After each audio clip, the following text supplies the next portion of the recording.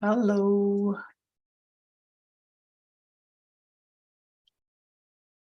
Hey, everyone.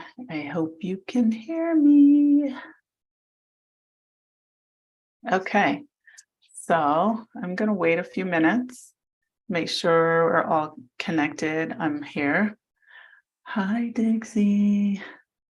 How are you? I know you've been waiting for a minute. I set up everything a little while ago, so I've been just here working a little tad in between. So we'll wait for a couple minutes or just start talking. And before we get into everything, we will. Hi, good. All right, great. You can hear me. Hi, Miss Aromatherapy. um, so, welcome back. Welcome back to my weekly Wednesday lives, Wind Down Wednesday, even though there's still 2 days left in the week, right? I hope your week is going well. What have I been doing? What am I not doing? Studying a lot of different things that I'm interested in getting more information on, and working on projects along with running Casa ELM, all of those good things. So today's topic, as you may have seen on my post for this week, is about the psyche of moving or living abroad. I can't just say Mexico. I just wanted to talk about that a little bit, but I'm not going to get into it just yet. But I want to also say that this is still open to questions about San Miguel. This is also very relevant to moving and living in San Miguel and anywhere else, possibly in Mexico or the world for that matter, if you're undecided. But I want to just kind of talk about that a little bit. So since it's Wind Down Wednesday, I want to say welcome to everyone that's here, everyone who showed up also last week for my first Wednesday night live. It was really nice to talk to everyone, answer questions. Again, that's my purpose. That's what I'm here to help with.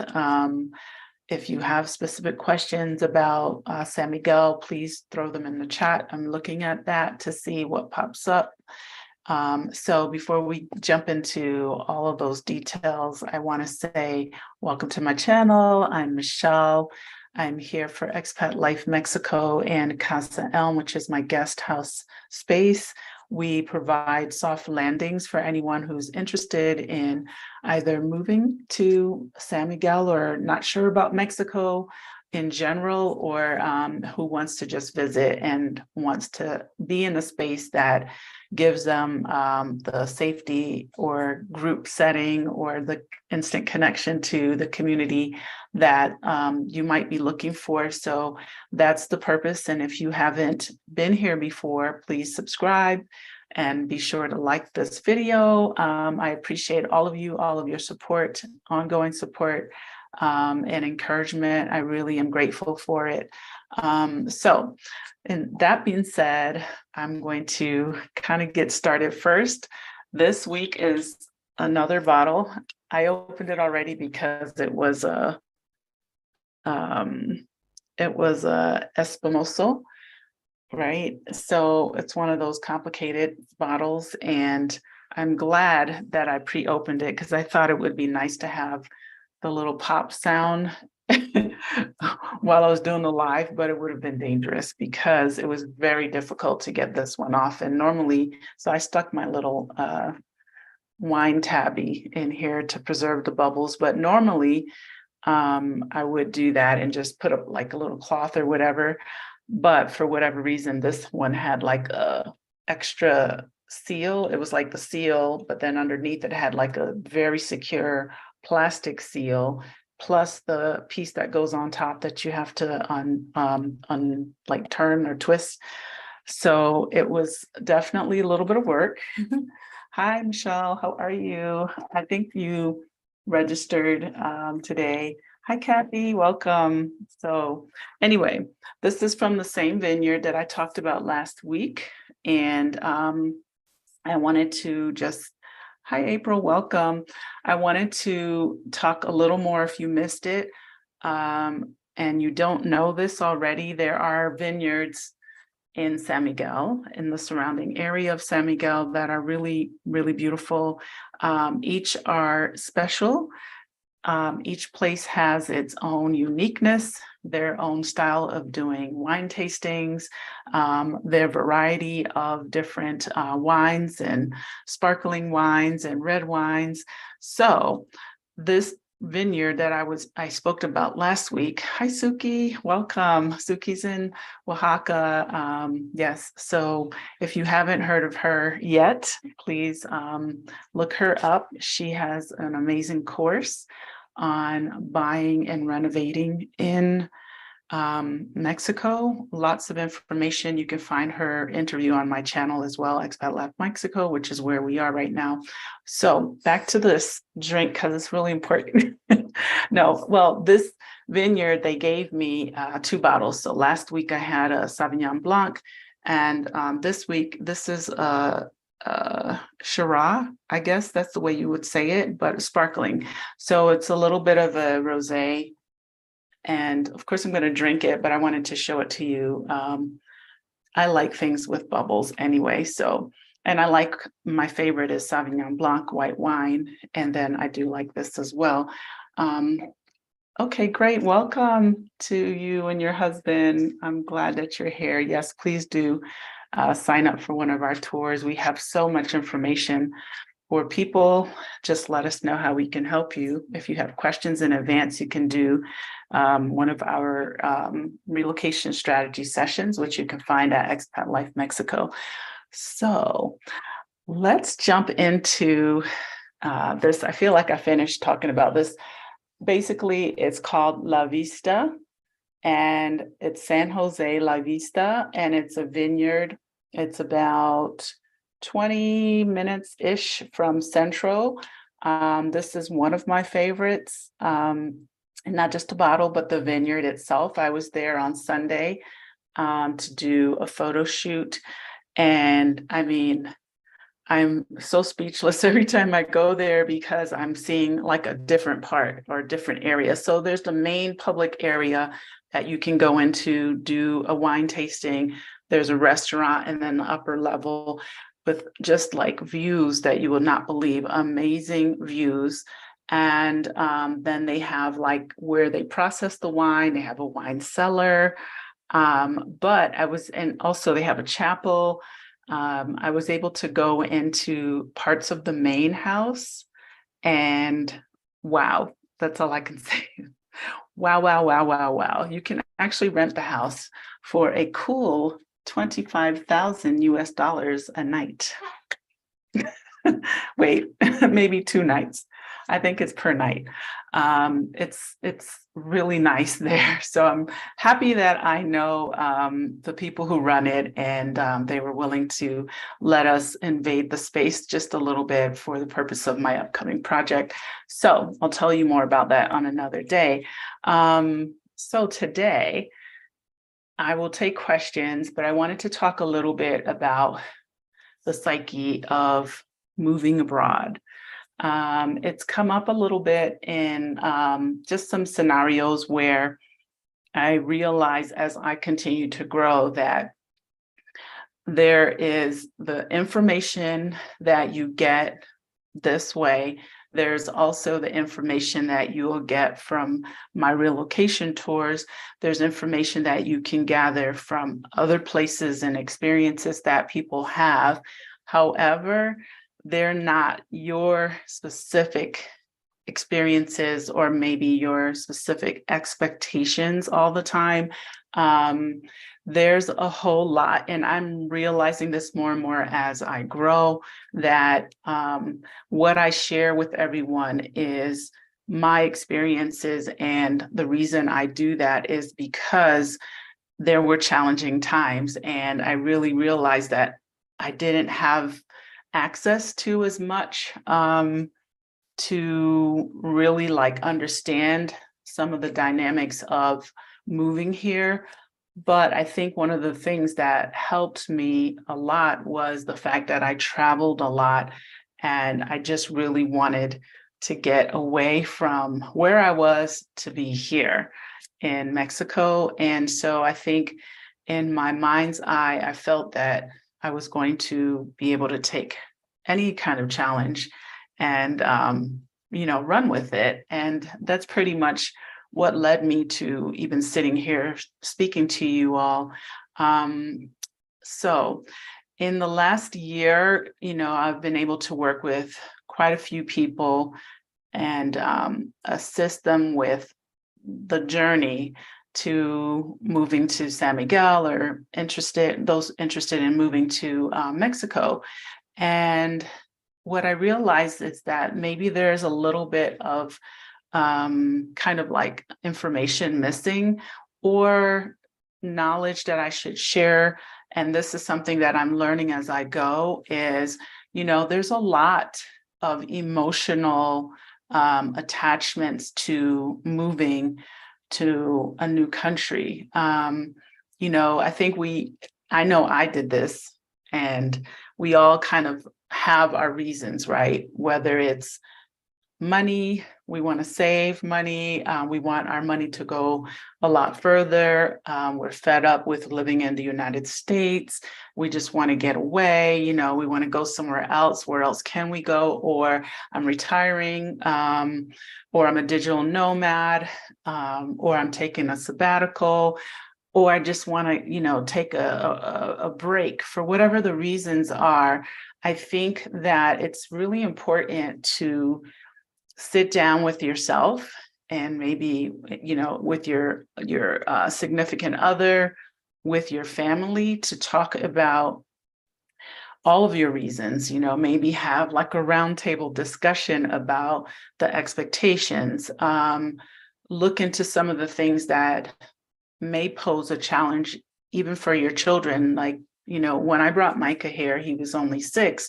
So although he was 6, he didn't have like so much input, but he still, hi Evelyn, welcome. He still had an opinion about it. I wasn't going to change what I was doing because I knew in the long run it would benefit the direction that I wanted, our life to go in. But I think I was just so excited to get here, start somewhere fresh, be somewhere different. I love Mexico. I had been to Mexico many of times before, had history and a lot of, different things that happened in my previous life that led me to decide Mexico was the place for me to be, or for us to move to. But there was still a lot that I did not think about. And so in saying all of that, one of the things that I notice is that sometimes I think people come with the expectation of things being easy.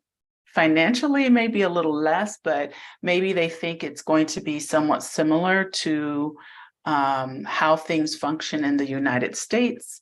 As simple as renting a space. I have a video out there already about renting, but as simple as renting a space, if you have one bad experience, it could really throw everything off for you, right?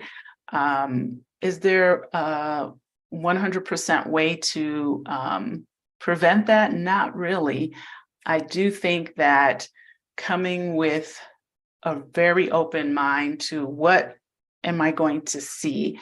There are amazing, beautiful homes in San Miguel and other places in Mexico, but are they within the budget that you probably have set up? Is it going to be very frustrating to try to communicate with a realtor?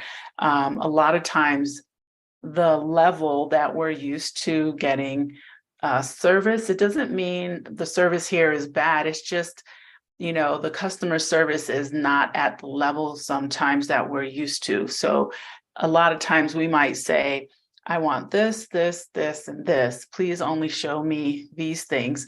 And oftentimes, a realtor will just take you to what they have in their little repertoire, and they're not worried so much about what's on your list. And it can be very frustrating and tiring to kind of feel like, you know what, they're not getting it, or they're showing me a bunch of stuff. I've seen people complain over the years about, oh, they don't understand. They just throw me whatever. Blah, blah.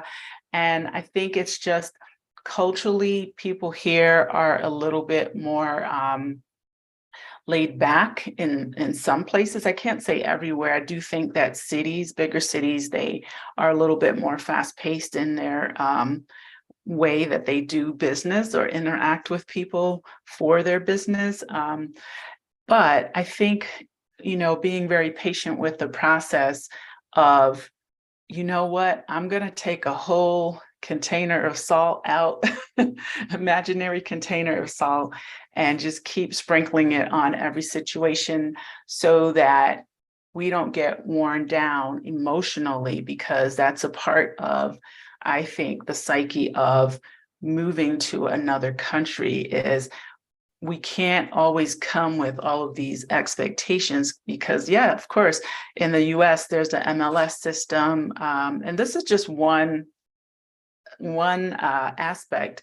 There are plenty of other, examples, but I'm using this one. But I think there are plenty of other things that people expect to happen in a certain way here because that's what we're used to.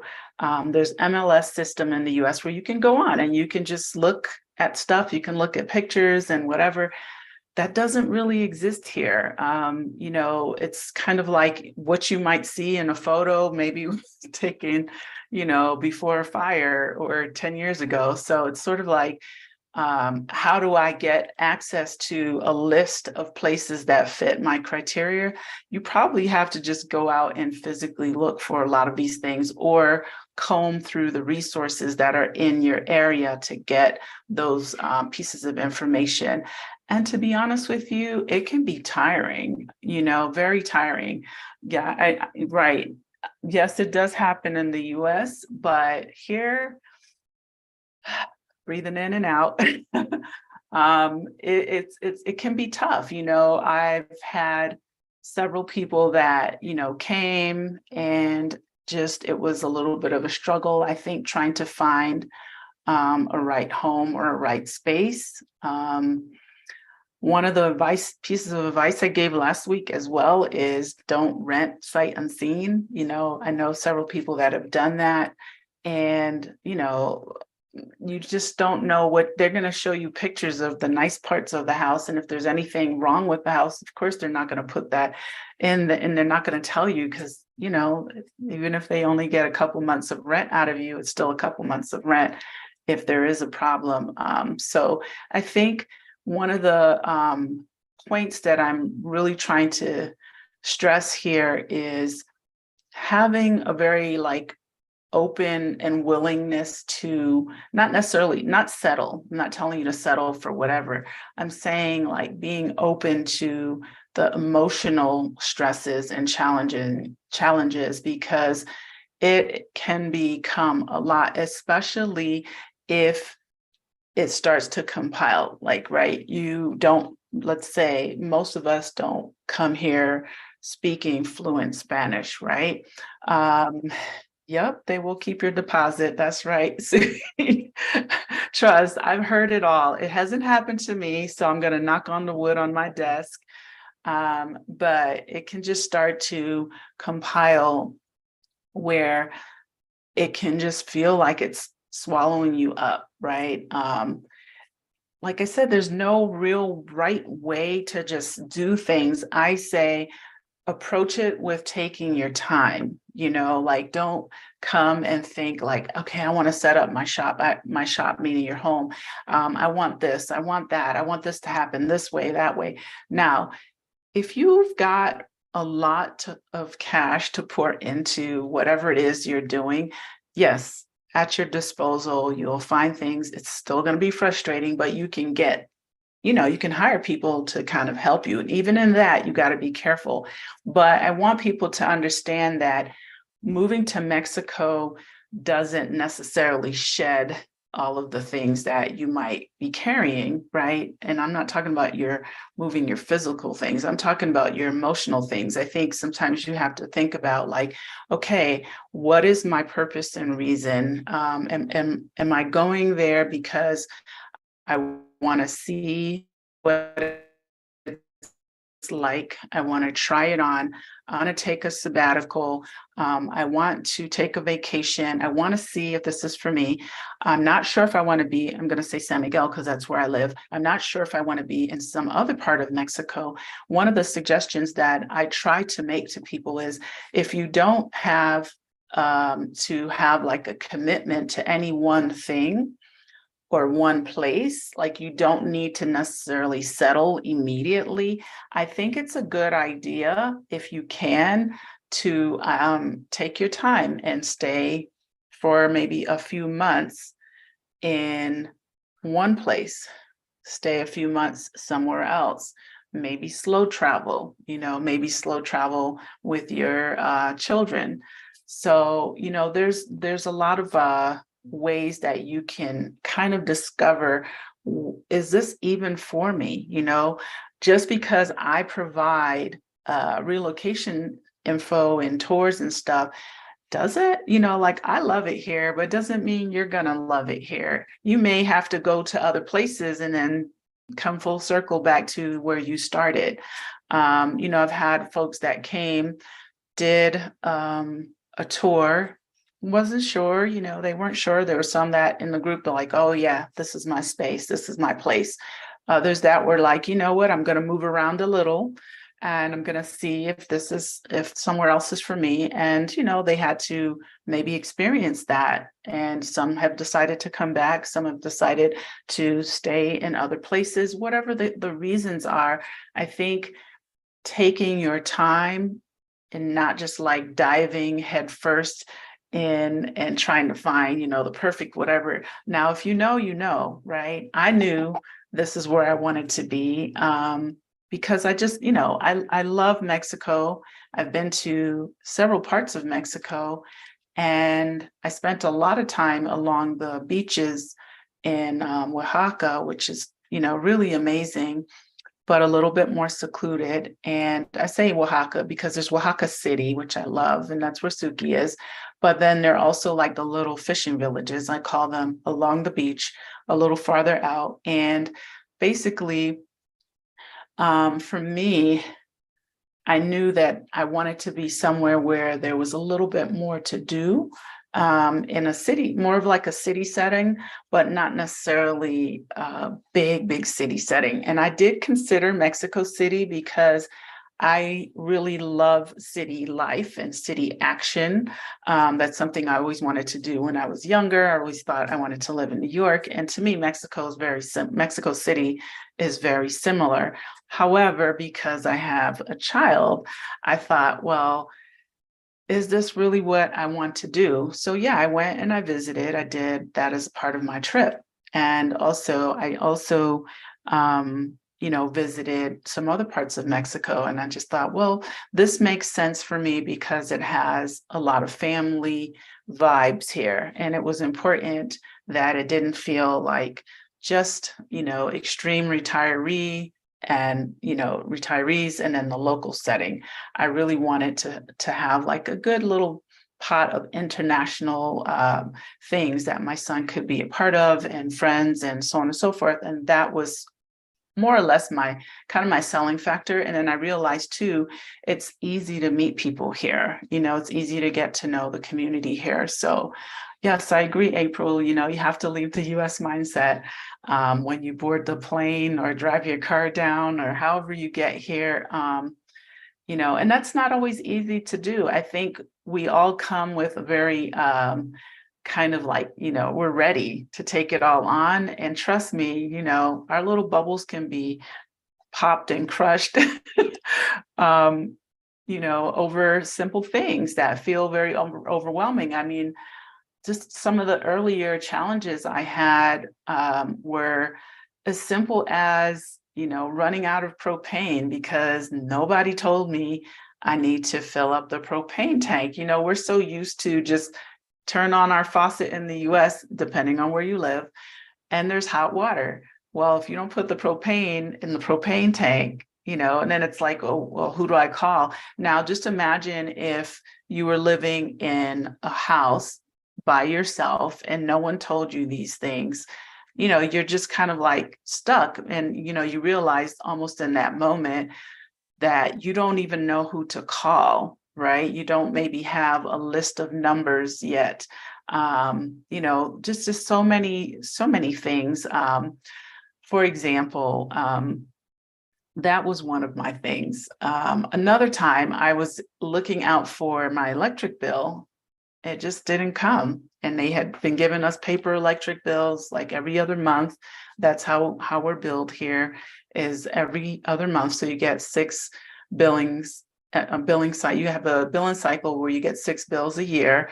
And, I remember kind of in the back of my head subconsciously wanting to pay the bill. And I didn't know at the time that I could go with my account number to the kiosk at the mall, stand in a very long line and punch in my account number and then pay my bill at the machine. I didn't know that at that time. I was just always looking for the paper bill. And when I had that, then I would go and pay at one of the companies or whatever in person, until it got turned off because that month, for whatever reason, they just didn't give us a paper bill. And so for an overnight, I didn't have electricity, myself and a few others, and my neighbors were so kind, and they were like, well, you just have to do this. And, and you also have to pay a reconnection fee and all this stuff. And I thought, that's not fair, because I've been waiting for them to give me the bill. I never got it. So the point simply is that a lot of things can happen. And if they kind of keep happening back to back, it can be a lot for you to just be like, oh my God, like, this can be overwhelming. It can be overwhelming if you kind of come and think that everything's just going to happen and fall into place for you. And, you don't have to work too hard at it. It can be overwhelming for so many reasons. And I also think too, again, the expectations of how things work and function alone, getting a bank account, getting access to money. I still run into these challenges. I ran into this like 2 days ago. One of the things I'm going to drop in regard to, banking here is, if you come, definitely get a Charles Schwab account, because they give you all your fees back if you have to pull money out of the ATM machine. It's just a great thing for anyone living abroad. I don't know that it works in all countries, but it definitely works here in Mexico. And, you pay the fees at the ATM machine, you get it back. I have a Mexican bank account. Again, I mentioned this last week. I don't put a lot of money in there. I just put enough to pay my bills.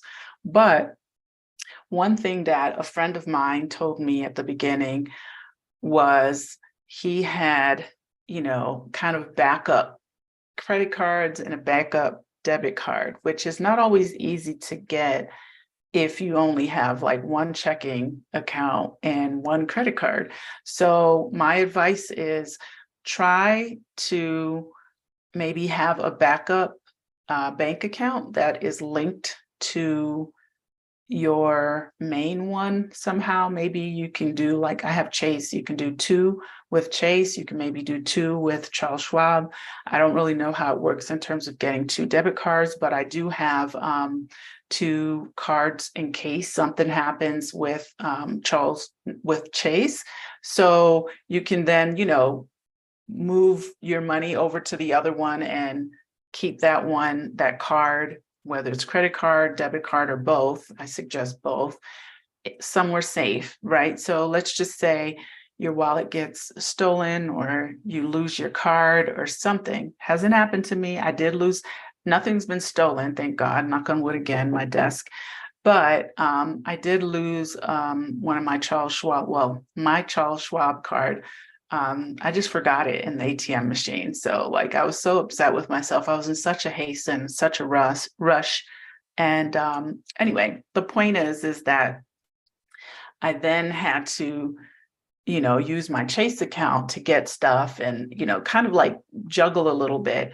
And just for pulling out like maybe 2 times out of the ATM machine or three, they charged me $53. That's a lot of money. Speaking of, I got to call them and have them refund. By the way, you can ask them to do that. Yeah, I know. I just started getting stuff from PayPal, Psyche, about that I can't, so you can use it. Yeah, I just started getting some stuff from them as well. But it's just a suggestion to, whoever you decide to use, whatever bank you decide to use. These are suggestions so you're not stranded while you're waiting for your card to come. So I was able to get the Charles Schwab card sent to me here in Mexico because I have a US address established. So, back to the point, like I could get really deep into that, but the point is that there's always, in my opinion, there's always something that will push your patience, right? As much as we all, may say, I love living here, I love living in Mexico, there's a lot of pluses. The people, in my opinion, really make it like so much more embraceable. However, there's just a lot of archaic kind of things that happen. I resist the system of trying to figure out like online banking in Spanish. I have, but for the first 1 or 2 years, I resisted. I was just like, oh, I'll just go get the money out. And then I walked it over to the other bank and I would pay my bills over there and I would get the little receipt, take a picture, send it to my landlord. And the way they do things, it's like literally you walk into a bank if you want to pay your rent to. Not everyone does this. I'm just telling you how it worked when I got here for me. And it's like deposit into this account. And it's so strange because you are carrying like, 40,000 pesos or 35,000 pesos. And, you're like counting this outwards in like your bag, I'm clutching my purse, walking over to this other bank. Now, of course, there are better ways to do it. I finally set this up a few years ago where I do bank to bank transfer, but there are also challenges within that where I can only do one transfer depending on how I set it up per month. And if I'm going on vacation, I have to think about this while I'm away. It's just a lot of little things that literally, if all of it happens to you at once, you're going to be tired. The psychology of the ease that maybe you left behind can definitely become challenging. So my point simply is keeping things in checks and balance, understanding that there will be things that will keep coming up for you.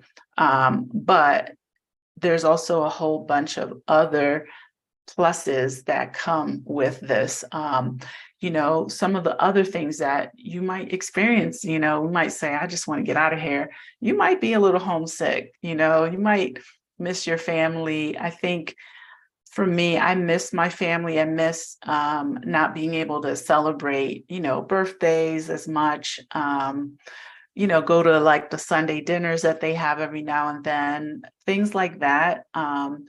But at the same time, I think when I, look at all of the days that I'm living here in Mexico, I really am grateful because I know that my life here is more of what I would like it to be than if I were back in the US. I lived in Florida anyway. My family lives in other parts of the US, so I didn't see them as often. I feel like here, at the very least, I feel like I have a second family because I have a lot of amazing people in my life here as well. Not just foreigners, but also local people that are just beautiful. And so I've adopted this as second family, backup family. I'm appreciative for it. So I know that, there's the culture shock that people also experience. Yes, it's different when you're on vacation, right? You're on vacation, you're drinking margaritas, pina coladas, welcome, Helen, how are you? You're enjoying life, you're seeing things, oh, I got my new apartment, I'm setting it all up, it's beautiful, I found what I like, and then suddenly you're done, right? And if you're not working any longer and you left whomever behind, possibly your friends, family members, or people that are close to you, yeah, you might have some moments where you feel very lonely. Um, you know, be ready for that. Like, be ready to put yourself in the shoes of, I want to have a circle. I want to have a community, which takes you going out and maybe being a part of things that you enjoy doing, right? Making dates. I don't think Terry's on tonight, but Terry is my social butterfly here in San Miguel. And, she is really amazing at just, flapping her wings out there and being a part of the community. And, you get out and think about what you want to do. Like, think about, do I want to be outdoors? Uh, do I want to do yoga? Do I want to learn how to paint? Do I want to write a book? Whatever it is, do I want to sing? Someone recently came with her husband and her family, and she sings. And she told me she's going to put a band together and sing. And, I'm just like, do it. I have another friend who lives in Querétaro. She's also a singer, and she's putting her little band together. And another person I met in Querétaro who went out and said she always wanted to sing. She had never done it. These other two people, are singers, and she put a band together. The point is I feel like we are reinventing ourselves a little bit. We are coming here with a lot of passion, a lot of skill sets, and maybe to do nothing at all, right? You don't have to do anything. My whole thing is that don't just like come and let go of your dream, right? It's a lot to take on in a very compact period of time. You might meet some people that you're like, oh my God, I love them. Then you might meet some other people you're like, yeah, I don't really want to be in that circle. I don't really want, especially here in San Miguel, this town is kind of small. And a lot of people, we all kind of know each other. We're growing. And in terms of the people that, are in, these circles of growth. And, I think the expectations maybe initially were like, yeah. And then with a little bit of time, it might become a little bit like claustrophobic for some. It might be great if you connect with the right people and you're like, you know what, we have a lot of things in common. We have a lot of similar interests. Whatever it is, I think the point is it can be uncomfortable, but trying to connect with your people, right? And who are they? Giving it a little bit of space to flourish, to put the roots down. It's not always easy, maybe you might even just need alone time. I need alone time. I get out and I do a lot, but because, entertaining is a part of what I do for my business, there's a lot of times when I want to do this, right? I kind of live outside of the city. And the more I see the country, I'm like, ooh, I want a piece of land in the country because I love the mountains and I love just, watching the moon at night. It's just beautiful. So I realized that I have to also fill that need as well. And then, yes, I'm all down for having a drink on a rooftop.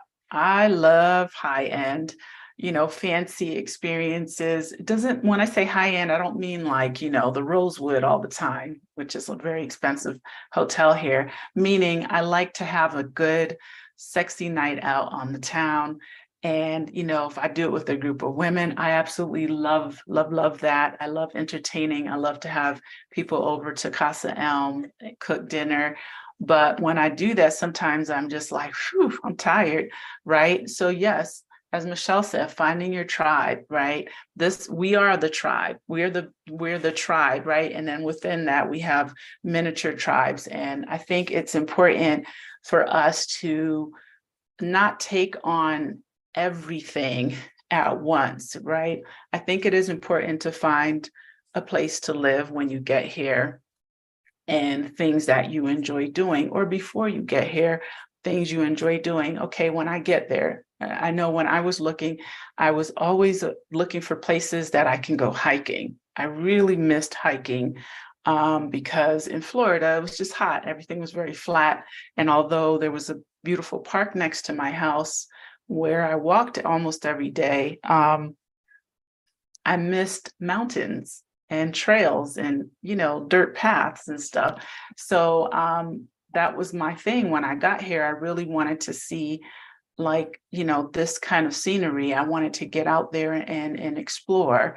I wanted to drive around and see how beautiful the country is and how it changes depending on where you are and where you're going. And I was so deep down in South Florida that everything was flat and tropical. And I lived there for over 10 years. There's nothing wrong with that, but I really wanted to see something very, very different. So I researched these things before I got here, and I made a list of things I wanted to see and do that was kind of around this area. And I've kind of exhausted those things. I've been to Bernal, I've been to Pozos de Mineral, I've been to Guanajuato City, I've been to even places a little farther out like Morelia.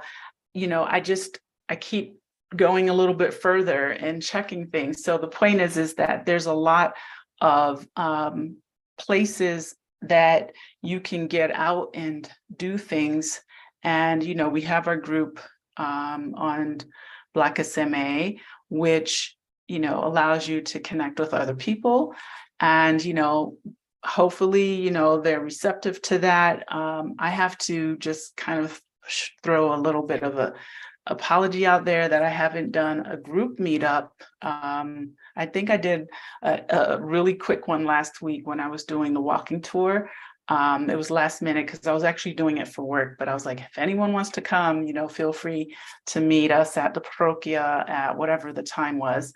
It wasn't a lot of time to plan for that, but I know that a lot of people have asked. So anyway, in saying that, yes, and Dixie was with us. Thanks for coming, Dixie.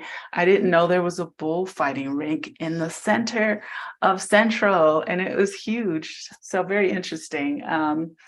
Let's see, Michelle wants to know, are there any golf courses in the area? Yes, there are several. There's a championship golf course. Don't ask me the guy's name. I don't remember. That is on the property of Las Ventanas. And Las Ventanas is a residential property. It's not smack dab in Central, but it's not very far. I mean, you can get to Central within like a 5-minute drive. And they have houses. If you want to live there, you can do that. There's also the Malinqueen, which I think you have to have a membership for. It's like kind of one of those country club kind of settings. I haven't been inside of that golf course. I only went to the restaurant, I believe, and I think you have to have a membership for that. I personally live on a golf course, residential golf course setting. I don't golf, so I can't tell you anything about it except that it's called Zirandro. That's it. I don't go over there. I've been to the restaurant a few times because there's nothing else out here that's really like close to my house, but I don't care for their food that much. They have good wine. Speaking of wine, let me have a little bit. Hold on a second. Yeah, a little dry. Yeah, it's okay. Um, so, and I think there's one more golf course, but I'm not 100% sure. And by the way, there are people who, well, I know there are guys, I don't remember what the name of their group is, like the Bad Boy Group or something like that. They have a group that plays golf. So, once you're here or if you're visiting, I can connect you with them if you're coming to do something like that. Any future, hi lunar eclipse, like that name. Any future plans to move to another city? Not right now. If I had to say what would be my you know, 2 year, 2 to 5 year plan, I would like to stay, or I would say I would like to buy land a little bit outside of San Miguel, and that's for various reasons. I've always wanted to do kind of a small, not tiny home, but a small home community, possibly where people who are interested in maybe just being, let's say you're creative and you just want to be somewhere that's not city center. Most people want to be in the city center, but not everyone. Or, you're retired and you want to be somewhere out and where there's more nature or something like that. This is kind of a long-term idea that I have for here. And I want to start a vineyard. I keep talking about a vineyard. I like drinking wine, but I would love to have my own at some point. I'm trying to learn a lot about this as well. So that would be kind of like a 2 to 5 year idea. Now, I've thought about school for my son, and I know that some of the cities around here offer, better options than what we have in San Miguel. I really like the school that he's in right now. It's called Victoria Robbins. I just call it the hippie school. And I know that might not sound great. However, there's a lot of creativity there. And that is so important to me, that there's the academics, but there's also, the freedom to kind of be who these kids want to be. It's not a ginormous school. They did an amazing Christmas play that all the kids participated in writing, and it was so funny and so creative and so basic. It just, when I say basic, meaning, they just used all these crazy funny props that they made, out of just simple basic things. And I don't know, I just really like it there. Finally, we found a school that I like and he likes every day. I asked him, how was school? He's like, good. So, that's progress for us. I know that he's been in other places where it took a while to acclimate and, or didn't acclimate at all. And then the pandemic didn't help. But the point is that maybe I would consider being somewhere else for, I don't know. I mean, I've thought about like maybe there's some special schools in Querétaro for him if he has any interest later on. I'm hoping he'll just finish where he is and then, go to college or travel, or hopefully by then he'll, have his own business of some sort. I'm encouraging him now to aim to be retired by 20. So he has 9 more years to retire. So yeah, I'm just thinking like we're in a day and age where, if they start working at certain things that they enjoy doing, they could possibly turn that into something for the future and not have to, go out and run to a 9 to 5 or the military. Nothing wrong with military, but just saying, it would be nice for him to kind of start putting a little bit of vested time and interest into something he wants to do later on. He's very much into robotics, so I'm grateful there's a robotics school here, and he's doing that 2 days a week. They have competitions, one coming up in March. They participated last year and they came in second place in the nationals and 5th place in the internationals. So yeah, we'll see how it goes. So that would be a reason that I would consider temporarily moving somewhere else, but I want to have always roots here in San Miguel, and we'll see how that looks in the future.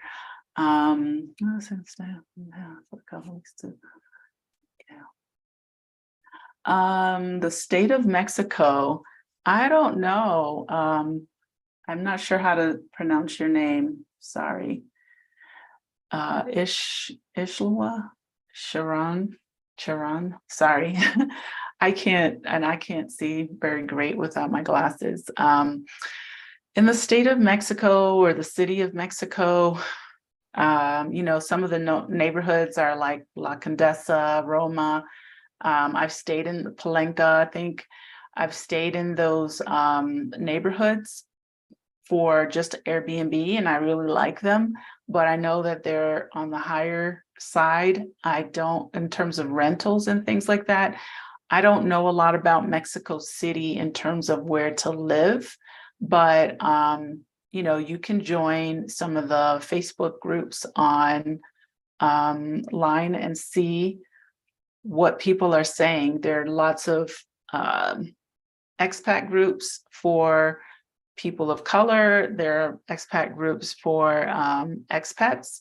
And there, I think you'll find way better detailed information. And this is for almost all big cities in Mexico. In case you're not on Facebook, I recommend getting on just even for the purpose of research if you are interested in somewhere that's not San Miguel, right? I mean, I don't know how many people are getting on and talking about each of these places this way. There probably are people on, but that's a great way to find out information in Mexico as a whole. I discovered that when I came here, or even before, that a lot of people use Facebook for info. Now, is it always accurate? No. Are you going to get snarky, catty people? Oftentimes, yes, depending on your question. Sometimes people are just miserable. I actually have a video coming out about that in a week or two. I can't remember the date, about the underbelly, because someone asked me this question a couple of years ago. What's the underbelly? What are the underbelly issues that they need to know about? And I really thought that was one of them because it comes up a lot, and I forget what triggered my thought into doing that video. But sometimes you ask questions and you get snarky answers and you just don't know why, because it's a simple question. Actually, I do remember it was a client of mine who came and she did my September relocation tour. She went back and got her paperwork together, and she's coming back and she wanted to know about bringing her pets, her cats, I believe, into Mexico. And I don't know what she asked, and I don't remember what group, but she got some very snarky answers. And I thought, wow, if you don't have an answer for her, then just say nothing, right? That's what my mama taught me. So anyway, that's a great place to get info in regard to other cities and cost of living and things like that. Speak about the safety aspects in SMA and cartel violence. I don't think I haven't seen a lot of cartel violence. I don't feel like I can say this is cartel violence. So safety wise, and I'll talk about the cartel thing in a minute. Safety, I feel like it's a relatively safe city. There's not a lot of violence that happens in San Miguel. There are things that happen, but I feel like there's not like an overwhelming amount of violence in San Miguel. So I'm going to share, okay, for example, because I don't follow local news, I feel like I can't truthfully answer your question. However, if something happens here, everyone knows about it because the town is not that big. So even though I may not know, like, grandma's purse got snatched at the flea market on Tuesday. I don't know about that stuff because I don't follow local news stations, radio stations, television. I just don't, because I don't understand everything. And even, for US information, I don't watch TV and things like that. So when something big happens, it's like wildfire. You hear about it, right? So in terms of just overall violence, we don't experience a lot of violence in San Miguel. Now, I will tell you that prior to moving here, I did a lot of research because I was concerned. That was one of my questions is, do I need to be worried about, the cartels and all this other stuff? And I asked a friend of mine that had been living in Mexico for a really long time. And, he kind of laughed at me and said, you're not their demographic, no one's going to kidnap you for what? Now, I read stories that were, happened over maybe a couple of years or something, like different things. So of course, those are going to jump out at me being a foreigner. But there were a lot of intricacies to those stories. And, I thought, okay, well, that's not the circle, or those are not the circles that I'm rolling in, So of course it was a concern because it's something we hear. I think it's something we think about when we're moving to Mexico, right? Because we have seen a lot of things on television, reality TV that, make it seem like, oh my gosh, I should be so scared about moving to Mexico because I'm going to get kidnapped. I even had a friend who said this to me, like, aren't you afraid of getting kidnapped? And I thought, aren't you afraid of getting shot?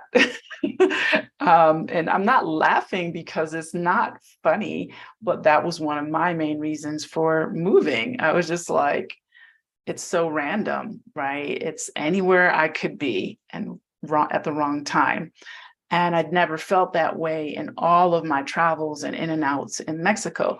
Now, I've heard of things in Mexico that have happened to people, not people that I know personally necessarily, but, I've heard things, not even since I've been here, but before I came, that were unexplainable, right? And we've seen stories, of course, over the years about the cartels and all these other kind of like things, but I feel like it's not in the circles that I hang out with, not the people that I spend a lot of time with.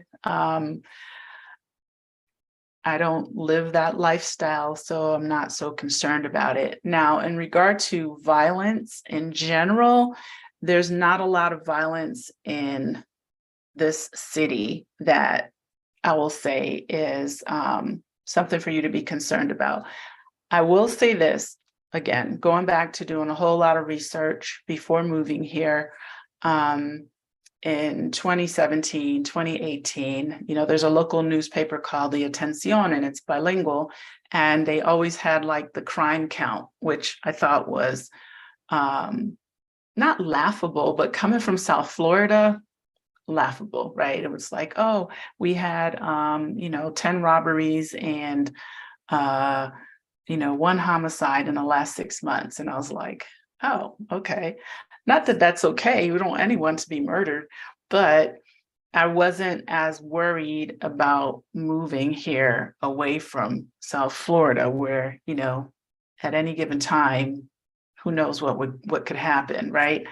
So this was 2018. Things are like, great. And then for some reason in 2019, and others could explain this better, suddenly there were homicides happening in the city that were very targeted. I don't know why. I'm not going to speculate. But from my understanding, it was something to do with maybe the administration that change, a lot of politics and things like that. So again, I wasn't following news. I would just hear about things from one of my friends who was kind of trying to explain it, trying to explain what was happening. So suddenly there were a lot of very targeted homicides.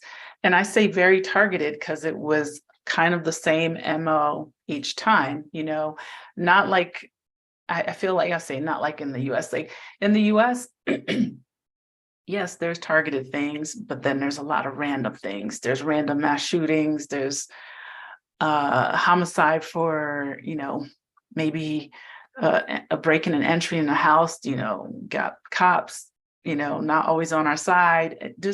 There's a lot more things, in my opinion, in terms of violence. Now, I'm not talking for all of Mexico. I'm talking about San Miguel because this is where I live. But there were suddenly more homicides than, all the research that I did, but they were all kind of the same MO. Someone rolled up on a motorcycle, bam, bam, and rolled out. Again, I don't have answers. Don't know why this went on in 2019. More than anyone, I was very uncomfortable for a little while. And I thought, man, I did all this research, moved down here, and now this is kind of, becoming concerning. And then when the pandemic hit, it's like everyone went back to Jesus, and suddenly nothing was happening. Obviously, the world shut down. People were home, probably praying to, Virgin Mary. And yeah, and since then it's been pretty chill. I am going to knock on wood because I have not heard of any homicides or anything violent in this regard for a while. It's been a long time. They do have, I think, in my opinion, a lot of petty theft.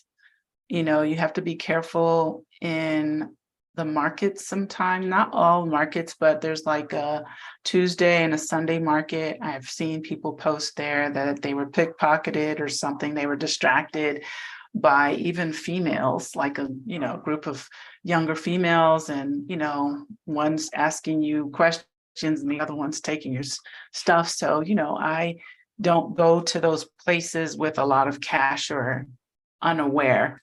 It doesn't happen often, but it is definitely something to be mindful of. I've always been mindful in places like this. Anything can happen to any of us anywhere in the world, right? Mexico, as an overall country goes, is known for its violent past and history and things like that. But I feel like the overall culture here is not that. And I think that it's, hi, Jessica. I think that it is taken a lot out of context to suit the narrative oftentimes, depending on who, there's just this instant fear people have if they've never visited of, oh my God, Mexico, aren't you afraid of the cartels? It's like almost, where we've seen so many movies that, make it seem like the whole country is just this. And there's so much richness here. The people are so helpful. And I was saying this the other day to someone randomly that I would rather break down in Mexico, not anywhere, but most places, than to break down in the United States. And those are facts. I would not say that because I'm very cautious. I'm always like aware of my surroundings and, where I live, locking my doors, even though I live in a development and, I have security and things. I just feel like, what, if people are desperate, they're desperate, right? It doesn't matter who or where they come from or where you are. If you live in a high-end place and someone's desperate, they're probably going to steal from you. They could possibly harm you. So I think that can happen anywhere. So I think you always have to be mindful. You don't take things for granted. I don't flash anything, I don't, I don't really care about fancy, flashy things anyway, but I'm always kind of conscious of that. Like since I've lived here, I don't necessarily wear, high-end things. Not to say that you should be basic and boring. It's just, I just don't go out flashy. I'm not in Miami, I'm not in South Beach, and even there, something can happen. So I think you just have to always be careful, be mindful, know where you are. Although I talk about driving around Mexico, I would not drive at night, especially by myself. I just wouldn't do that, and I say drive at night, meaning out of town. I drive from wherever in town, but I wouldn't drive from here to Mexico City at night or in the dark. I just, the roads are dark. There's not a lot of lights and things like that. Yeah, and there's some things that you like. I feel that even if you spoke Spanish, you don't always understand what's happening. Yeah, maybe if you did drive somewhere, go with a local person, and be diligent about whatever your surroundings are. So, let's see, lunar, increasing. Yeah, I know. I've heard a lot about Chicago. Really sees the kind of crime for a right reason, moving away from here towards Mexico. Yeah, I really think that it's fairly safe here. I think you just need to know where you are. There are going to be places in bigger cities that are not the best. Even here in San Miguel, I remember I was going somewhere and the GPS just took me to some neighborhood. Even the dog was barking at me, and I was in my car, and he looked like if I got out my car, it was on. And I cracked the window and I was like, what's wrong with you? And there was this lady, I don't know if it must have been her dog. And she was just looking at me like, what am I doing here? And then I asked her a question and she's like, no, this is not the space, the area. And I was looking around, I thought, what area is this? What neighborhood is this? So the point is that, you just always have to be aware where you are, where you're going. But I find people to be more helpful here than scary. Is that everyone? No, not necessarily, but you always have to exercise wisdom, and your intuition is going to take you a long way. I do really truly believe that. So yeah, again, that can be a part of the psyche, and is one of the reasons why my realtor always recommends to people when we do our relocation tours that it's always a good idea, if you're not going to be here maybe all the time, or it's your first time coming, that it's a great idea for you to maybe live somewhere where you have the security guard and you have, the development living, because it's just going to give you a greater sense of, hi. Thank you. Oh, thank you so much. I appreciate that chat, Sexy Sky Doll. I like that name. How's the weather? I'll tell you in, give me 1 second. So I think that, living sometimes, or living in a neighborhood where people, you can get a good vibe. They may give you a little bit of the eye, like, whatever, or if you know someone in the neighborhood, and you start talking to them and you get to know them, Suki can definitely give you more info. I will, thank you, Suki, for reminding me. I'm going to talk about that. But I think it's important, to get to know your surroundings, get to know the people that live close to you, next to you. Like the development I live in, I'm like, I'm going to feed my security guys. I give them some food, bring them some donuts, whatever. Not that I distrust them, I don't, but I just feel like, what, they're looking out for me. So I'm going to have a relationship that allows them to know that I appreciate them, right? One of my other neighbors, who's a client of mine and now a good friend, every now and then she gives them a little tip. And, at Christmas, that's the thing to do as well. So the point is that people here in Mexico culturally, they do kind of look out for each other in different settings. And if they view you as the foreigner, you know, go out of your way a little bit to, you know, to get to know them, to get to talk to them. Yes, exactly. Build a relationship. You know, it's kind of like you may not speak the language, but there's the language of a smile. There's the language of being kind. There's the language of being courteous. I mean, I roll up all the time with my trash on the hood of my car, and the security guy comes out and takes it. He doesn't have to do that. I'm like getting out the car, and he's like, "No, I got it." You know, so the point is that, you know, never treating people as being beneath you, and you know, they're more than likely they're going to be willing to help you. I'm going to give this really quick story. Last year, so, and I may have shared this in another video, but I have you know, a couple that works for me at my guest house. And last year I had like some major things that I needed to fix on my car, and they had an extra car and they let me borrow it, and they drove it over to my house, and they were like, "Keep it as long as you want." And, you know, it was just a gesture of where I live, I need a car, right? And I was just thinking, oh, no big deal, you know, I'll take an Uber, whatever. My car was in the shop for almost a week and a half. And they literally drove their car from out in the country over to my house and said, "Keep it as long as you want." So the point is that there are a lot of people like that who live in Mexico. You know, don't get me wrong, there are people who will try to get over on you regularly, right? But there's also a lot of folks that are very helpful. And, you know, and if they even are trying to get over on you, a lot of times it's either just the way they are or not, and they just need more money because of their situation. And this is an opportunity, you know. So I think that that exists in a lot of cultures and a lot of places. It exists in the United States as well. So I'm going to answer Sexy Sky Doll's question about the weather. How's the weather there at this time of the year?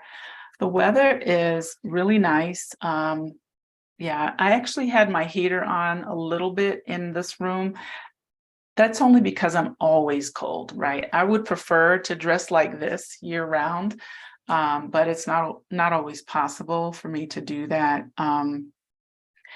And in the morning, it's kind of chilly. Like, so if you look at the average temps for the year, you're at least 70 to 80 degrees every single day.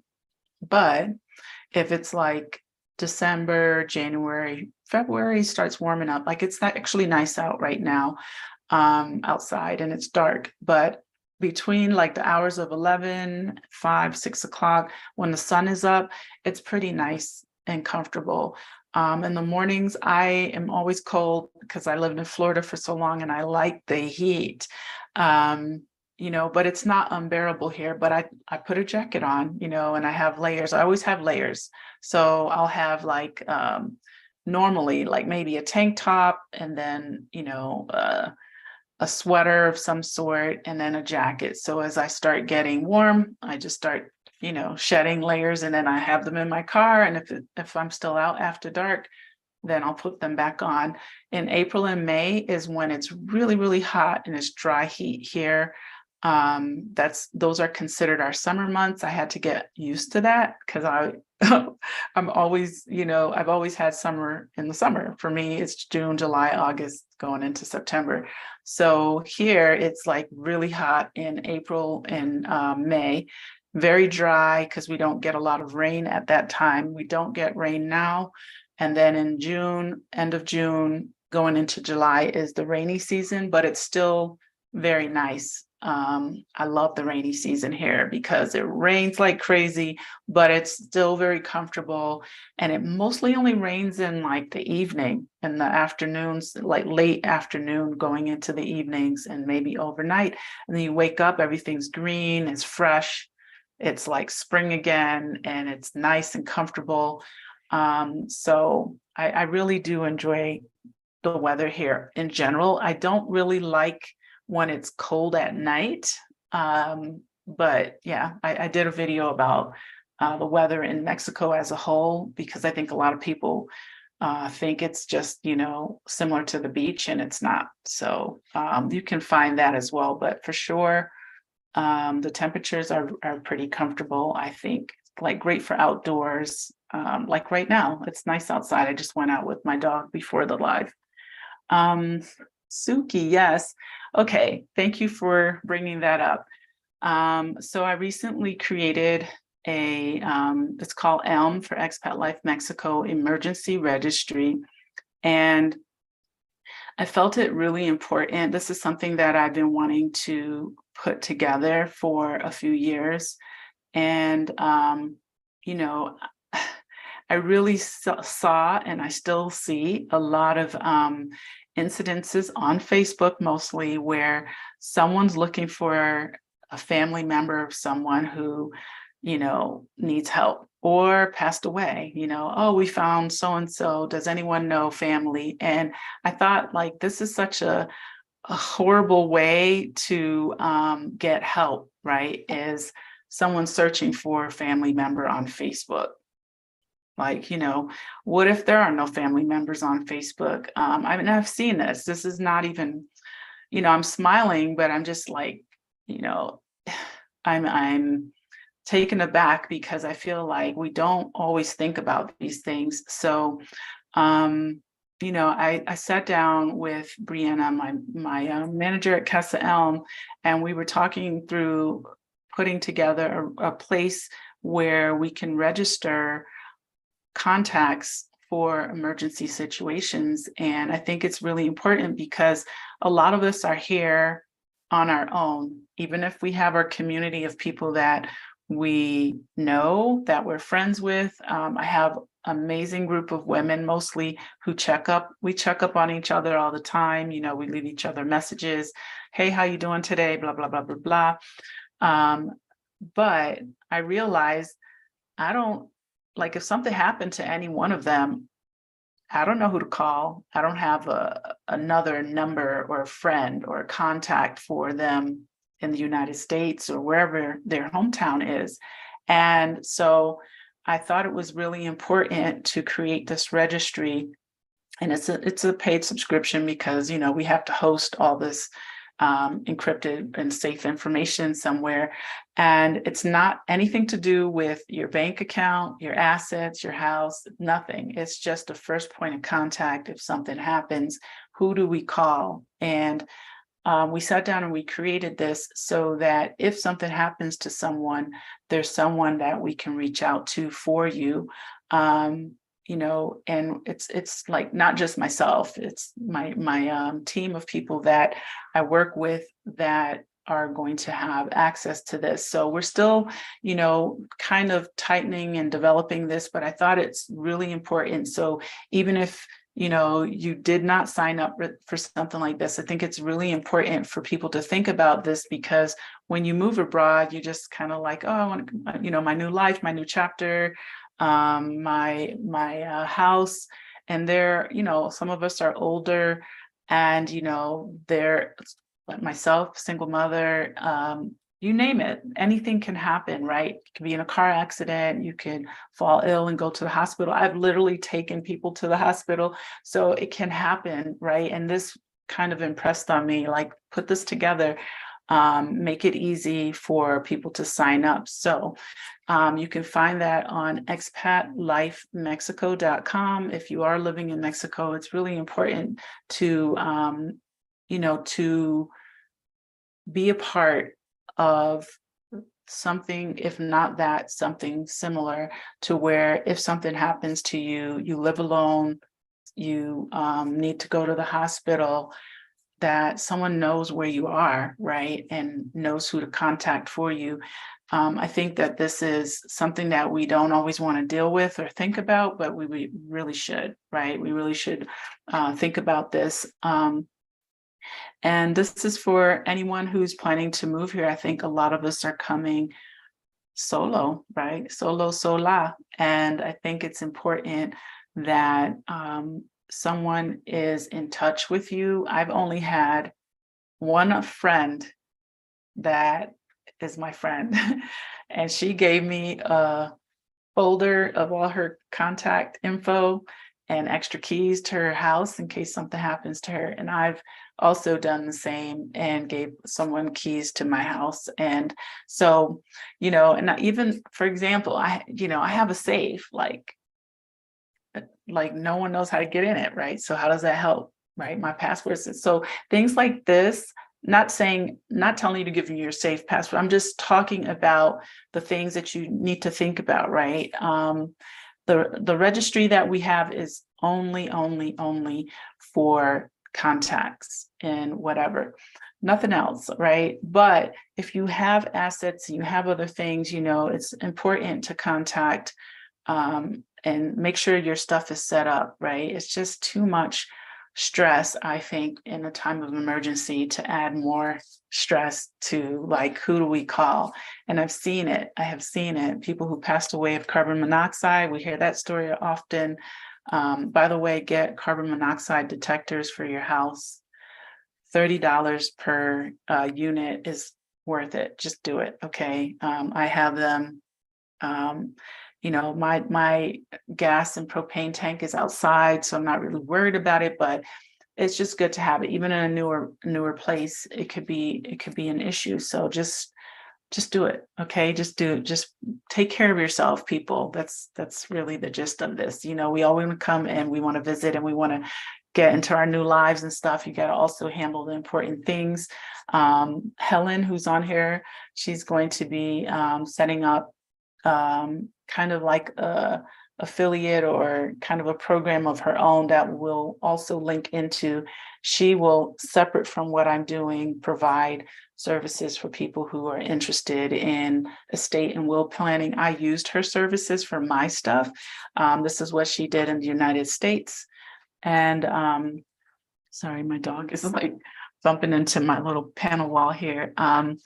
So when we have more information about that, I'll talk more about it. But right now you can go to expatlifemexico.com and under ELM registry, you can see where there's more info. I did a video about it as well. So that's that. Let's see, Mexican family, including parents, fluent in Spanish, but I've never lived in Mexico. Okay. Well, Lunar, I think it's time for you to come back to Mexico or visit. Okay, so you said you never lived here. Give it a try. It's interesting because I've met other people online, mostly Mexicans or Mexican heritage. I even had a couple last year that did my tour, and they, born and raised pretty much in California, but of Mexican heritage. And they came down and stayed for 1 week and did, a tour with me and fell in love with it. And by day 5, decided to buy land.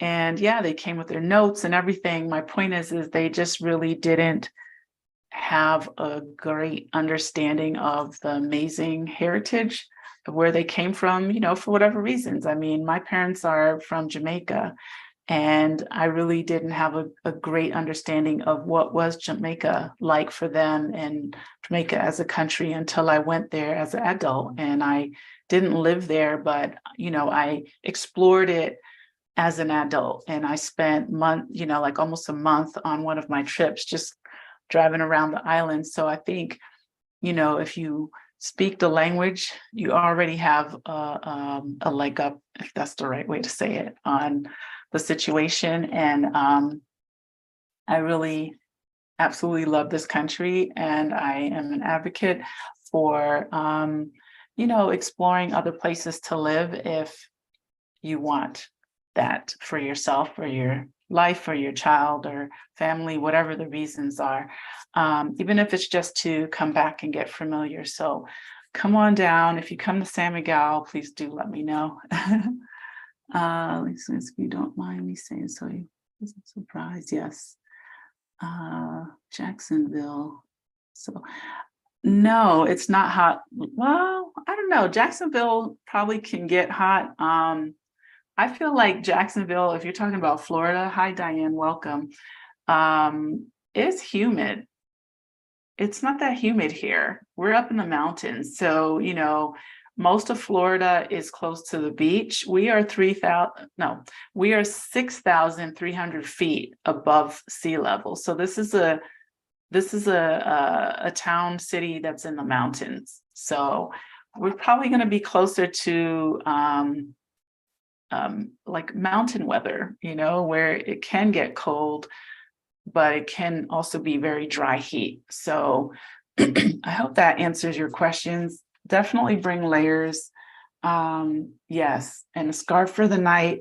Excuse me. I don't know, what else would you need? A jacket, a light jacket. And if you're someone who lives somewhere cold, this probably won't feel like anything to you. If you're someone who moved from Florida or visiting from very hot, humid place, it will feel cold to you, right? And inside your house, depending on what direction your house is facing, it might feel kind of cold.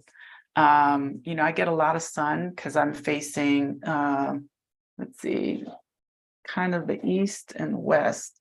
So I get a lot of sunlight in this room. That's why I like working in here, and also my front room downstairs. And if I go on the terrace, I can get a whole lot of heat up there. But in the back room, it takes a little while to kind of come around.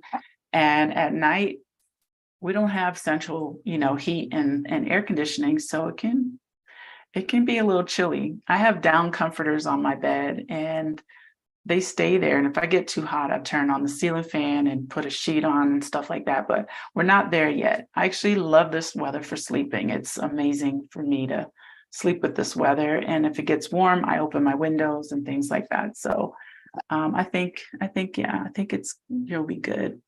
Hi, Barbara. Welcome. I miss you. I haven't seen you yet. Hi, Global Granny. Thank you so much for being here. Let's see, this actually password should be written down. Yes. Back to the security thing. Give someone your details, okay? Especially if you're traveling, again, get out there, be adventurous, explore, but make sure someone knows where you are. They can get in touch with you. Check your phone if you can. If you have a backup phone, I have a backup phone. I don't normally walk with it. I usually leave that at home, just in case something happens.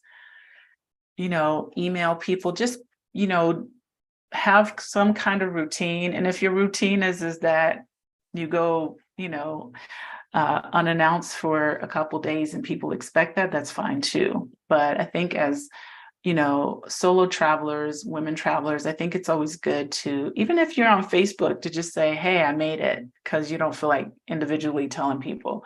Or, if something happens in your city or town, I've seen people where there's an earthquake or something happens, they're like, I'm safe, just don't worry about me.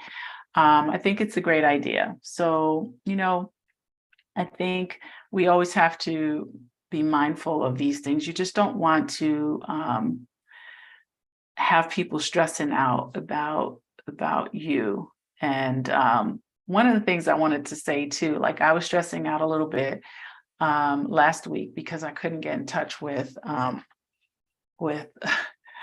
with Brianna. She works for me, and she also has her own thing. And I was just like, oh my God, I haven't heard from her. I hope she's okay, la la la. And it was as simple as the internet was out. And that was how I discovered I needed to get it checked. But I didn't know until the next day, because then I went looking. I was like, you okay? And then, oh, the internet's not working. I was like, oh, okay. So things like that can happen. It's really simple, very basic, but it created quite a few hours of anxiety for me. And, I was glad that at the very least I have contact information for her family. So that's the point. Okay. So I won't keep talking about it. Let's see. Oh yeah. Okay. Yes, I'm going to keep talking about it. Yes, Dixie. Let's see. I don't know. Yep. The family should know. BFFs exchange. Yes, absolutely. So we're still talking about safety, and then we'll get to your question, Jessica, in a second.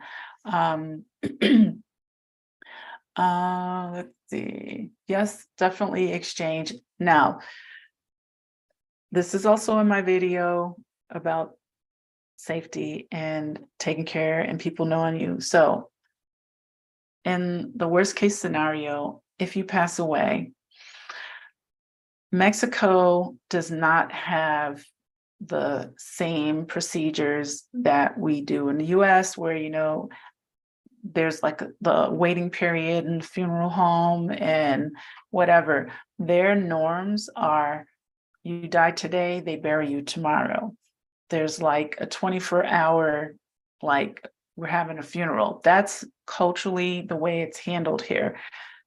I don't know that this is the case for everything and everyone, but that is the norm for a local person.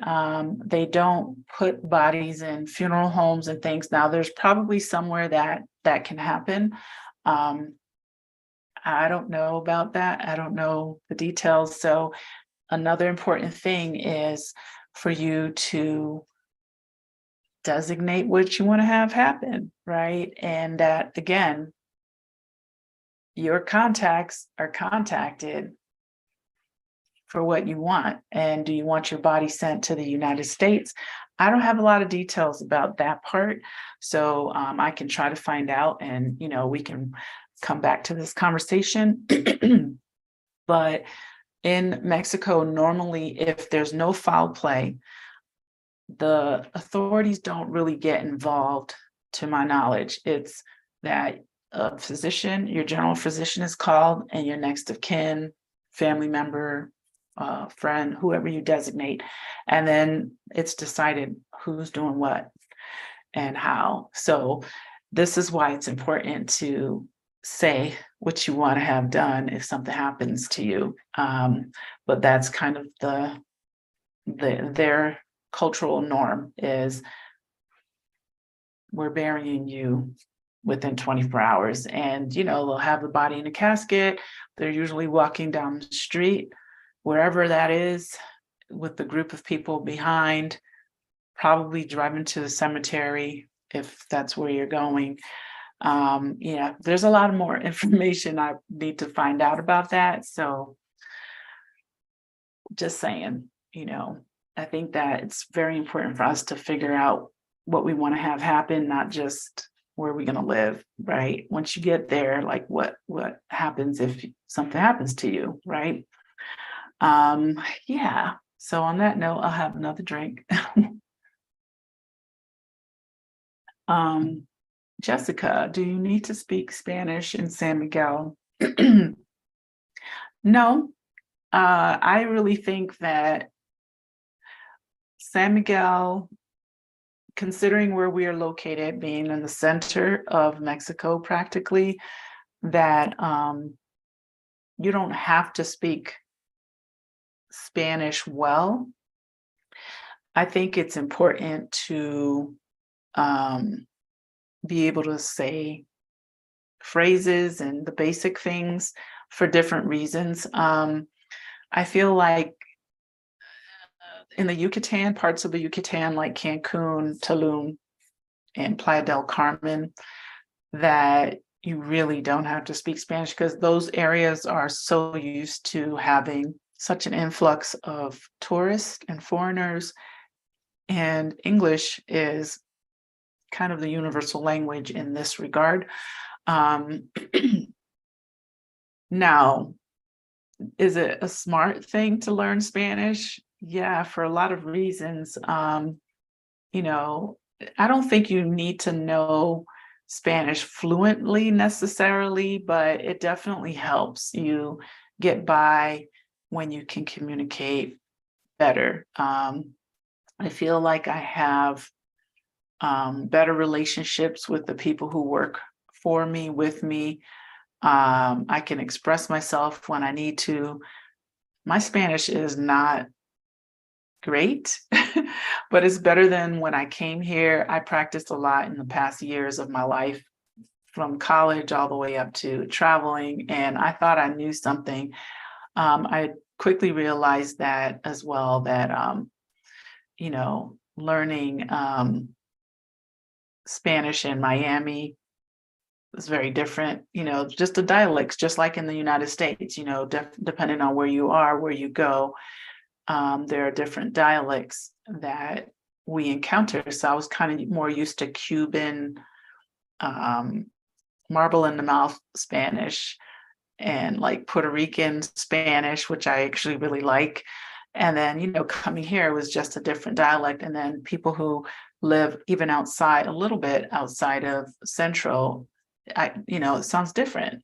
We call it campo, kind of like campo, out in the country. They're more like rancheros and stuff. And I notice there's a difference. I have a hard time understanding. Sometimes I have to like kind of really listen. But it helps me to be able to communicate with people who are working for me, and, to express myself when it's necessary. I noticed that in the beginning, when I was taking lessons again for the umpteenth time here in Mexico in the beginning, that I just wanted to learn conversational Spanish. And I think that that's, to me, my suggestion is not trying to be perfect necessarily from the beginning, because it can be, again, another one of those things that can overwhelm your psyche, where you just feel defeated somehow because, you thought you were going to learn it in 6 months or so. And I'm like, I think it's important to learn conversational Spanish, the phrases you use in English all the time, those phrases that you would probably need in Spanish all the time, like where is, how to, I need, those types of things. You're going to use those in Spanish all the time, yo necesito blah, donde es, where is, whatever it is, they're going to be phrases that you're going to be using kind of regularly. But there are plenty of places and people who speak English here, and that's probably why a lot of people flock here, because it's a very soft landing city, as I always say, to live in. So I think learning the language is important if you want to continue thriving here comfortably, and even getting, more respect. I think trying. I know my workers, they chuckle and laugh at me. Sometimes they correct me, which I wish they would do it all the time. I'm like, tell me what it is. I was talking to my housekeeper the other day, and she was telling me her story. She sends me like whole messages about whatever's going on in her world. And I have to translate it. And it's just funny because when she got here, she was just like going on and on. I remember just thinking, I'm looking at her so like intense, trying to really understand. And I get a little frustrated because I realize even if I spoke, Spanish well, I would still have a struggle because her dialect is a little bit different. She lives like a little outside of town, but, we're having a whole conversation, and then there's a lot to be said for body language and expression. So, I think it helps, and they respect you more, they understand you more. We were talking about just some personal things, and I was just really feeling for her, like a sympathetic kind of female to female, mom to mom, single mom to single mom situation. And all I kept thinking was, I wish I could just do more. And, I thought about her daughter, and okay, I want to set something up for her daughter to have something later. And I was explaining to her, even though the school where you live is not the best, like there's so many free resources online that she can learn from. And I was just encouraging her. So learning the language and being able to connect with people here, I think helps a lot. So yes, hit the Duolingo. Is the drive safer between Querétaro versus León and San Miguel? I mean, when you say safer, hi Carla, welcome. Ground up corn for the grits. I did not. Okay, I'll get to that question in a minute. Let's see.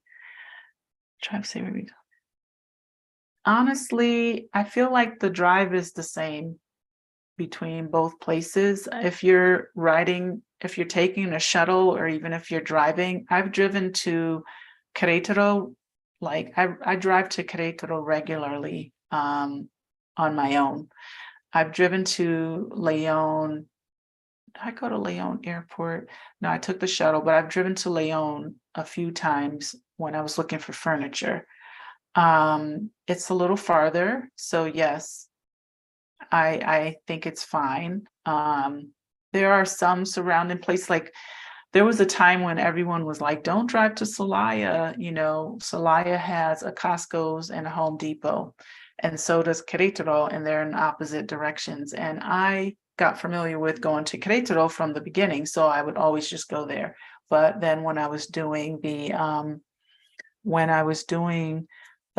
guest house, I didn't realize Celaya was closer, so I started going to Celaya every now and then, but I didn't do it alone. So, and it really no issues along the way, but I just kind of listen. Like I said, if there's people out there, this was a few years ago, people were saying this. I think it's gotten better, but I just got used to going the way that I knew was better. As far as the shuttle that the company Bahia Go is great. So either way, I have flown into Leon, taken I always get picked up in the shuttle Bahia Go. My family has done it. People that have come to the house have done it. So it's not going to be an issue. Both directions, whether it's to Querétaro, to San Miguel, and vice versa, Leon to here, and vice versa, same cost. I think it's $25 per way, per one way per person, and it's door-to-door service, and they are always on time, in my opinion, very efficient. I've never had a negative experience with them. They even pick up in Mexico City in case you need that option. It's much more expensive, but Querétaro is closer. So yes, that's a good point. Duolingo. Okay. Yes. Okay, you're asking Jesse about that. Global Granny. Yeah, so that's it. I hope that answered a lot of questions. I hope that some of the things that came up in regard to the psychology about moving just helps you take it on if you aren't here already. And if you are, more power to you. Yes.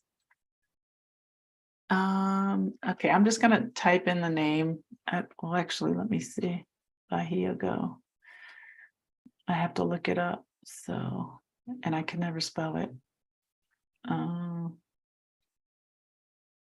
I2BJX, that's Leon. Yes, that is in Leon. And Bahia Go, hold on. And you can probably find them also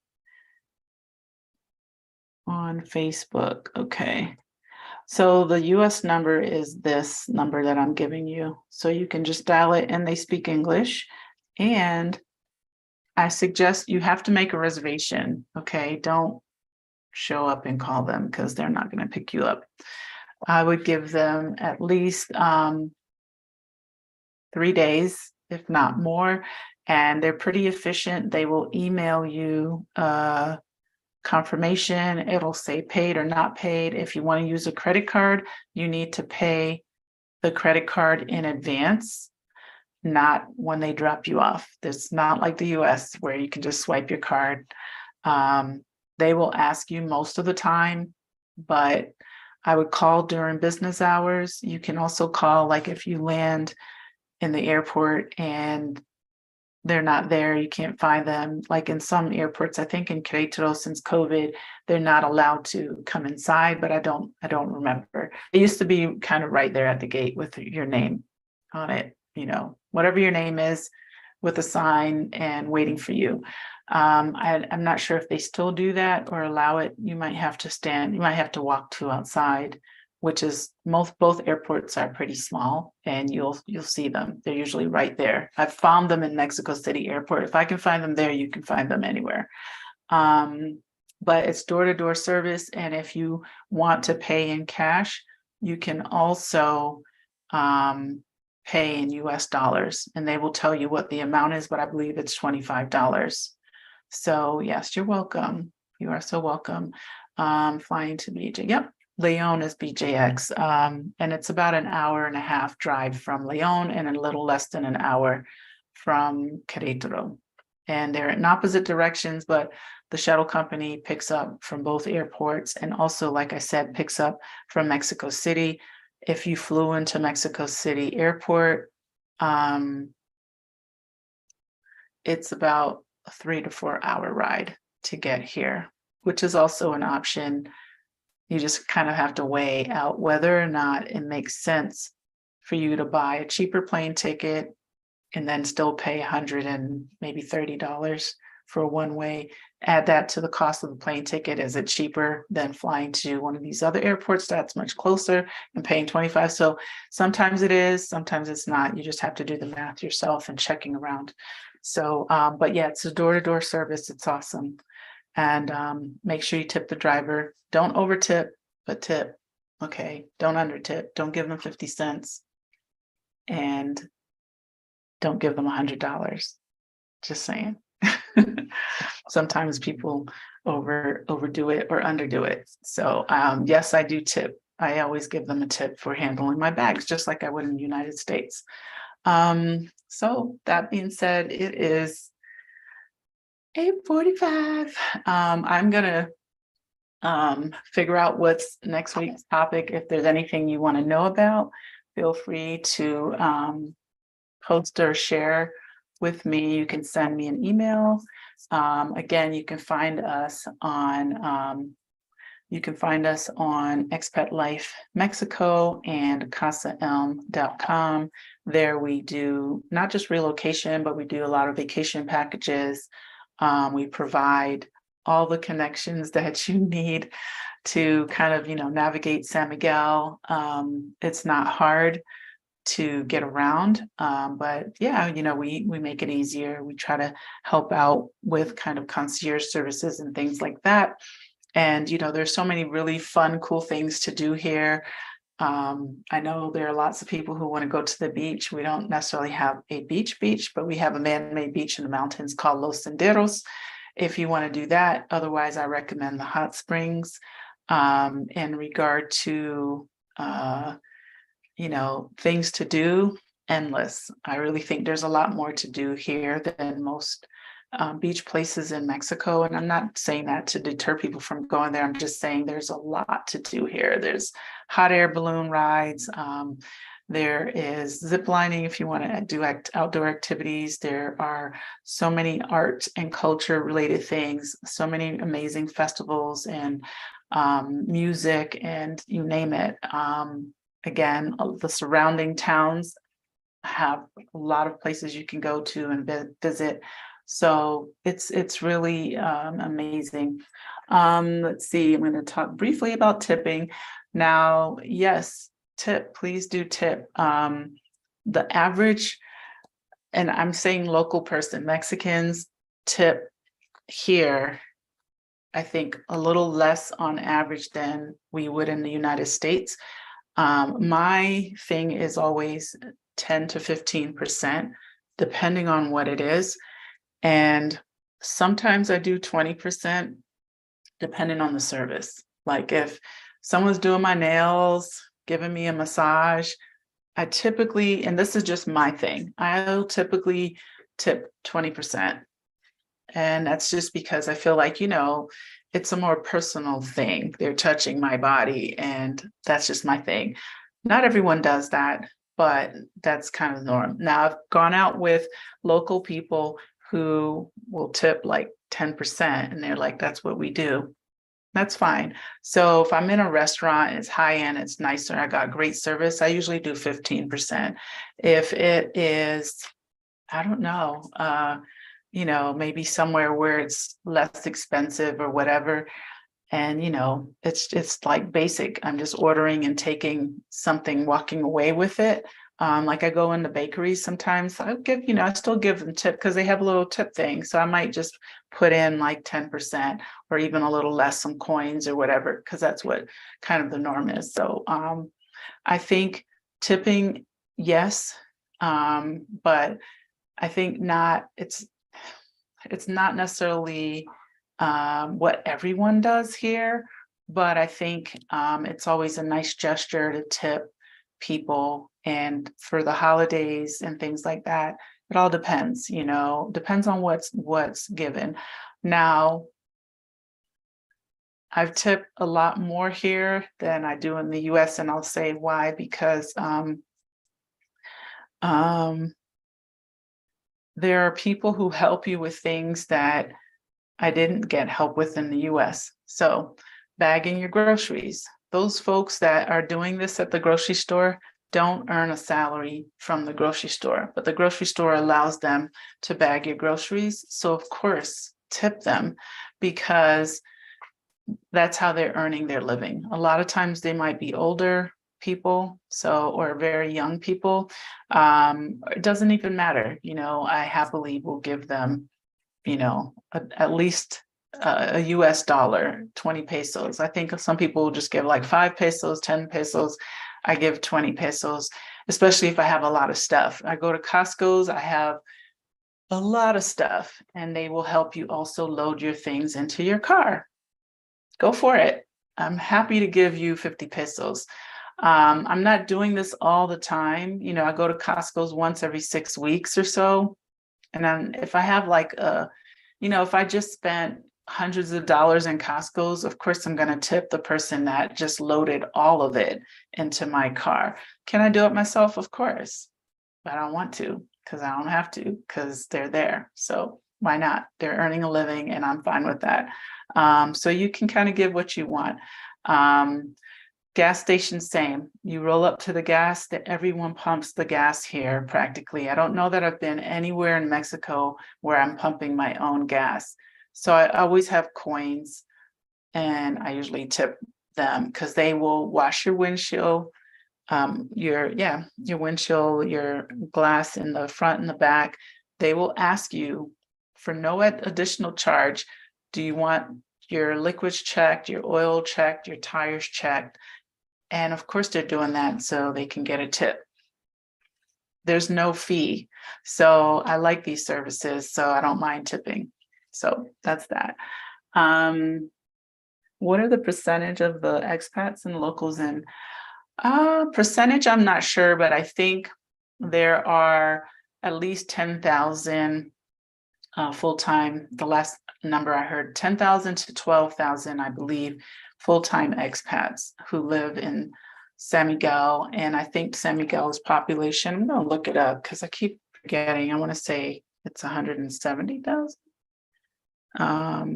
Population not in China. San Miguel. Okay. So in the municipality, it says there's 139,000-ish. And then the surrounding is like 60. So if you put it all together, let's see. 10%. Okay, so it's 10% of the population is what we have for foreigners here in San Miguel. Well, thank you, Helen. I appreciate that. Yeah, I just looked up and saw some money. Thank you. I appreciate you all a lot. You too, you, my sister. And by the way, Helen is the one that can help you with your estate and will planning. She's amazing. She did mine and it is thorough. Okay, just saying. Let's see. What is percentage? Okay, got that. Order guidebook from Amazon. Okay, good. I think that's a great start. Definitely the guidebooks will help you. Join the groups on Facebook if you're on Facebook. Definitely lots of information on YouTube as well. a lot of other things to do I didn't know. Yeah, hot air balloon ride. Yeah, yeah, definitely tip the baggers.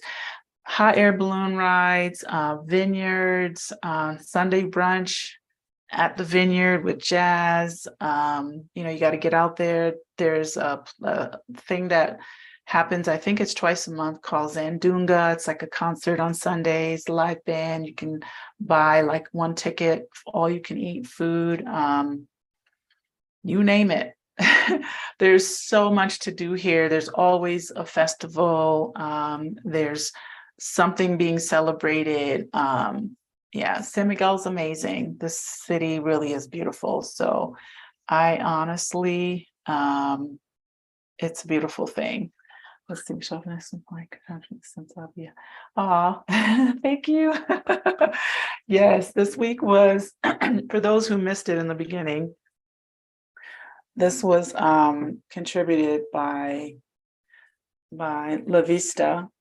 It's a vineyard here. I really love them. They contributed last week. So this is Espumoso, basically a sparkling wine, and a Shiraz, but it is kind of rosé-ish. You can see that. Love that vineyard. Okay. If you come and you want to go to a vineyard, go there or check out Tres Reyes, check out Dos Bujos, check out San Lucas. All of these vineyards are amazing, and there are a few that I haven't been to yet. So just saying. Anyway, I am happy you were here. Please subscribe if you haven't. Please share this. I will be here on Wednesdays to answer your questions. I'm not sure what next week topic will be about. I kind of keep a mindful ear and mind and eye open for things that come up. And I have a long list of things, but I also think it's important for you all to come with your own questions. We'll have something that sparks the conversation. So if there's anything, you want to know, and if you also would like a customized, consultation, feel free to book a session at Expat Life Mexico under my Work With Me tab.